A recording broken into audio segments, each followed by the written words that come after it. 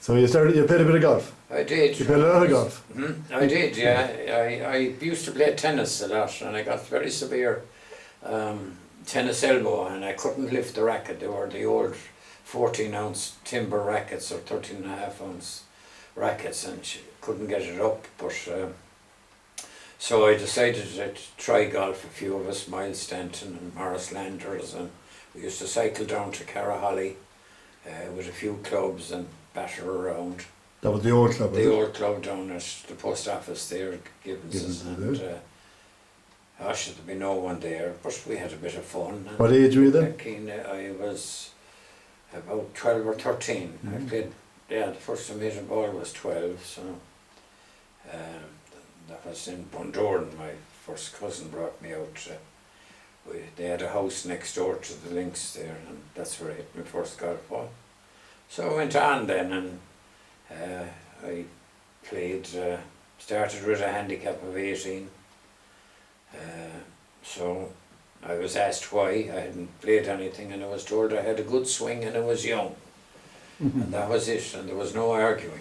So What did you expect to be?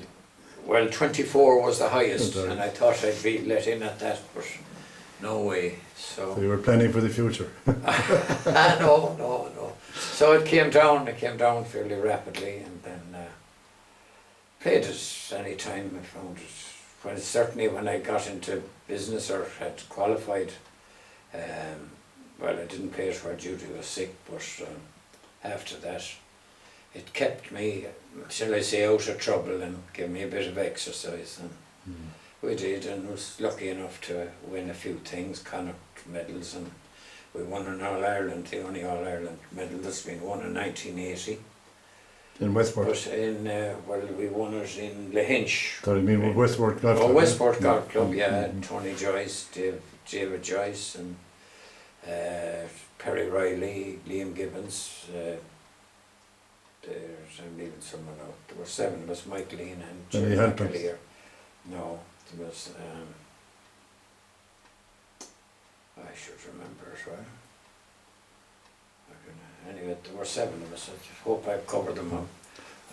So you got involved in the... So then administration, I was asked by a guy, Jack O'Sullivan, the late Jack O'Sullivan from Athlone. He called me aside and he asked me, he wanted me on the Connacht branch, he said.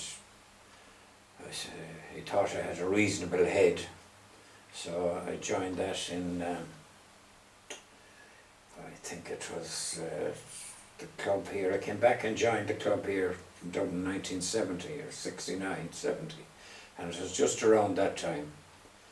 And so I was elected to the Connacht branch, and I was there, and I became chairman in the 80s.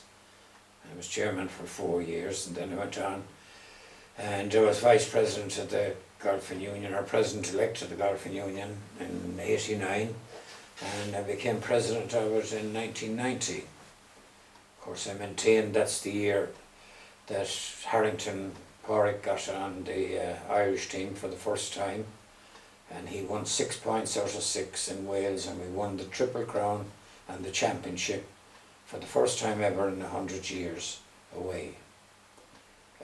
That was a good time to be in charge. Achievement. It was. We won the quadrangular the same year, and we had great players like Porrick has proved it, Paul McGinley, Darren Clark, and then you had other lads like Jody Flanagan, Niall Goulding, Liam McNamara, who had 100 caps for Ireland. They were a wonderful team, and they were a great bunch of lads, and they've gone on to put Ireland on the golf map all over the world, and it's a very important thing for the country now. I think it's more than a golf map, it's an economic map now, isn't it? Oh, it is huge. Golf has grown substantially since those days. When I joined the Connacht branch, there were, I think it's 3 18-hole golf courses in the west of Ireland, and now we have 30-something, 3.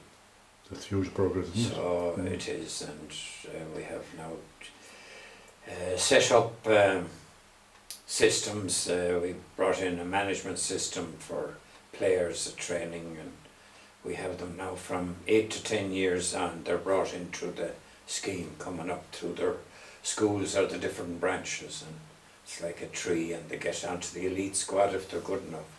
So that's how McElroy came up through the thing. So we have a great crop of Irish fellas now all over the world, and that gives enormous boost to Ireland. You couldn't buy the publicity we get.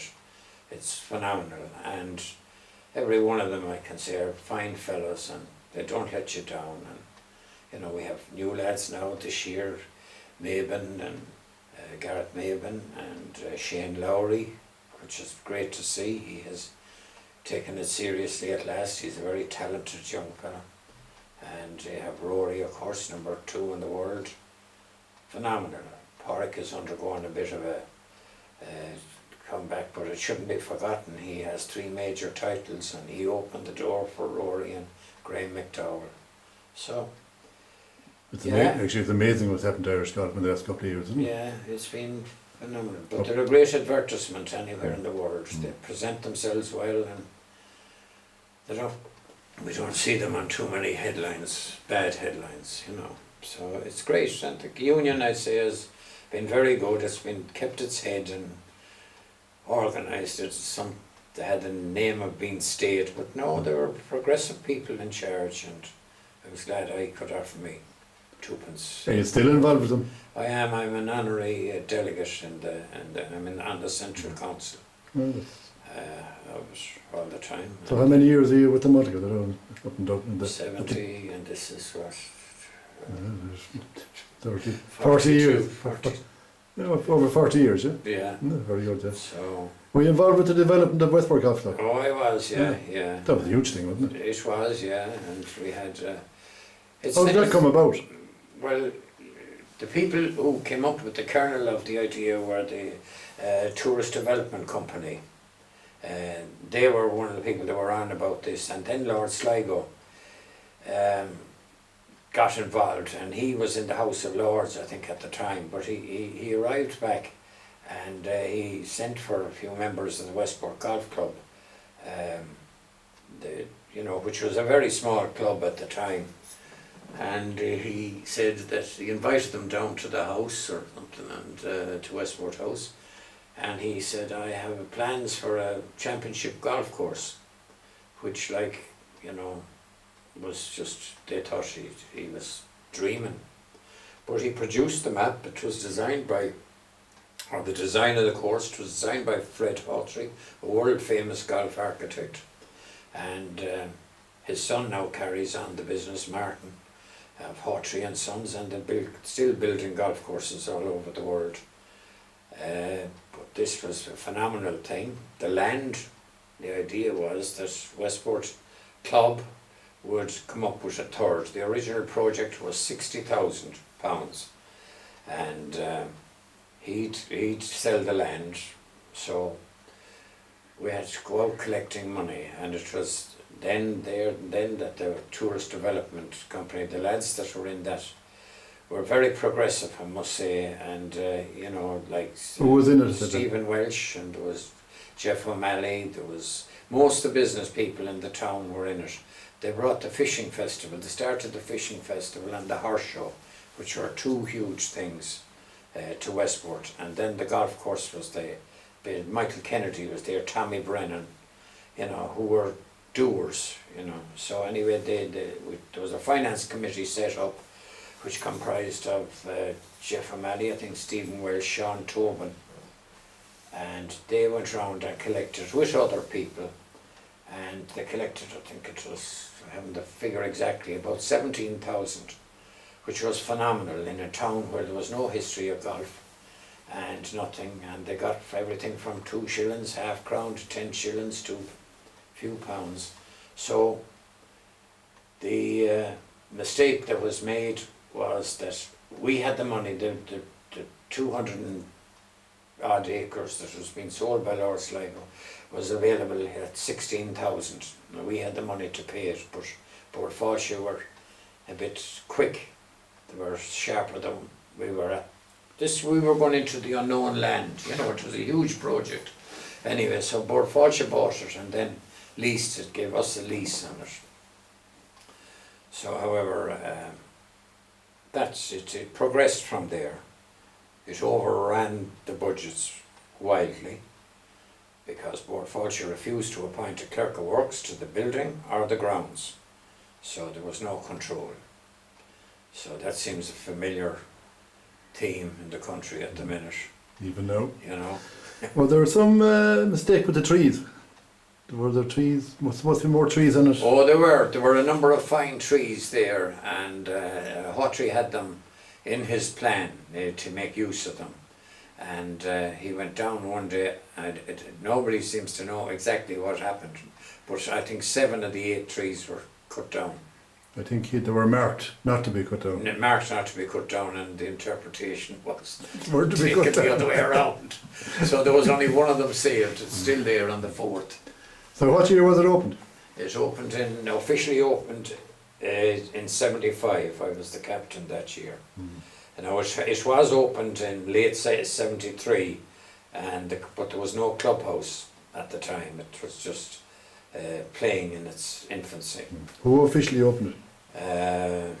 Liam Cosgrave was the Taoiseach of the day in June 1975, and he was very good and did a marvellous job. And Peter Lyons was there, the president of the Golfing Union, and it was a lovely summer's day, and I must say there was great work done by the club members and everything, and it set us on the map. And then we got our first championship in 1977, the Irish Close, which is the blue ribbon of amateur golf in the country.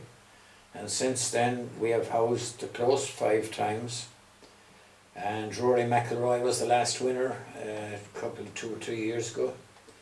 And it has always been won by great golfers. Dennis O'Sullivan won it, Mark Gannon, Ken Carney, and Rory, of course. And then we had the Ladies Home Internationals, which was a great success. And it should be said at that time, like that Ireland there was a lot of trouble in the north of our island, and the English team came over and stayed and had a wonderful time. And I met a few of them since that. There, incidentally, Alison Shapcott, who was married to Paul McGinley, was on that team, and they loved Westport, which was great because at that time there was a lot of negative Sentiment is very good. vibes out about tourism. So it's gone on from that, and we've held the All-Ireland finals there. When was the golf club founded, Westport Golf Club? In 1908 by Livingston, the brewery Livingston. He was the first captain, Darley Livingston. Now it's interesting that there's a connection still with the foundation. The first or second treasurer at the second year was a man called William Palmer, who would be Mickey Palmer's father. So, you know, There is a connection, yeah. there was a great connection there, and Mickey, of course, has brought fame to Westport, and I'm glad to see that Ross Talchin has the race this year is stopping in Westport, which is brilliant. And Mickey, I'm sure, will be thrilled. He'll meet all his old foes who come to visit him. But Who were the big characters on the golf club over the years that you can call? Too many of them. there were a lot of them. There were characters in a lot of ways. We had great nights in the old golf club. There was, you know, Tom Welsh used to play the accordion. Is the old one now, the old one down? The old one down in Carrahally at the Gibbons, post office. Gus Gibbons and Noni used to look after it for us, you know. And the land was owned by Inghams. And we had just 9 holes in it. But it gave us a lot of joy, you know. There was no quality golf course as the one we have now, you know. But it kept us out of trouble, and there was many a good match played in it, and we won the County Cup in it in 1970. There. Who would you say is the best golfer to come out of Westport Golf Club? Best golfers? Name 5. Oh, Oh, the thing. Well, Cathal O'Malley would have to be one. He got capped for Ireland, and he's been one. There'd be lots of other guys. I can't. A lot of good local guys, isn't there? Oh, there Really, is. there's Well, Perry Riley there has a great record. Tony Joyce is a good player. Liam Golden, of course, was on the Connacht team we had, and then there was Shane. Shane. He's from Kings Hill there. Shane Underwood was on the Connacht team out of Westport, and I'm sure I'm missing some. No, I haven't names or anything in front of me. But Connacht or Westport produced great teams in the 80s. We won Connacht Shields, we won Connacht Mixed Foursomes, we won Junior Cup Mixed Foursomes, we did well into Jimmy Bruin, you know, and it seems to have gone now. You know, we're winning nothing. yeah, we get a lull. All clubs have troughs. Lulls. Troughs. Oh yeah, troughs. Yeah. Peaks and troughs. But Same rugby clubs, soccer clubs, Gaelic clubs. yeah, Peaks and troughs. so hopefully, like, they have better facilities now down there. We have a driving range, you know, you have all the year-round facilities to practice. We have a number of good young fellas that seem to be coming up, but for some reason they're not coming through. Now, young Gillivan won in Oughterard, he won a Connacht Boys last year. And I think he's drafted into one of the panels for the Connacht team, but in the Connacht Golf. So hopefully he'll develop and come along. But there's a fall off in golf, as there is with this Durrant town downturn. But there are more senior guys being able to play now, and it's bringing them out, and I think it's healthy for them. We have a seniors down there. There's about 40 to 50 playing it every month, and that's great. So you like the golf? I do, lovers kept me going, sure. I'd have seized up only for this, you know.